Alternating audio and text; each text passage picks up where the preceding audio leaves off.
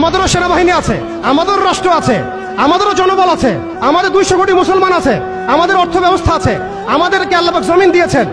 কি দেন নাই আল্লাহ রাব্বুল আলামিন আমাদেরকে?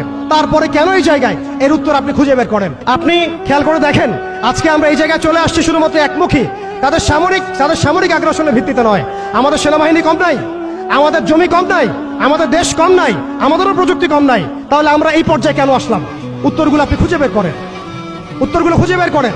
আমাদেরও সেনাবাহিনী আছে, আমাদেরও রাষ্ট্র আছে, আমাদেরও জনবল আছে, আমাদের 200 কোটি মুসলমান আছে, আমাদের অর্থ ব্যবস্থা আছে, আমাদেরকে আল্লাহ পাক জমিন দিয়েছেন।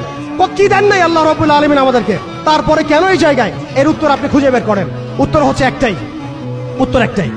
আল্লাহ পাক কোরআনে বলেছেন, ইন তানসুরুল্লাহ ইয়ানসুরকুম। ভালো করে শুনেন, সূরা মুহাম্মদ পড়ে দেখবেন, ইন তানসুরুল্লাহ ইয়ানসুরকুম। তোমরা যদি আল্লাহকে সাহায্য করো তবেই আল্লাহ তোমাদেরকে সাহায্য করবেন। আমরা সবাই ব্যক্তি পূজায় লিপ্ত হয়েছি, দুনিয়া পূজায় লিপ্ত হয়েছি, আমরা সবাই দুনিয়াদারি নিয়ে ব্যস্ত হয়ে গেছি।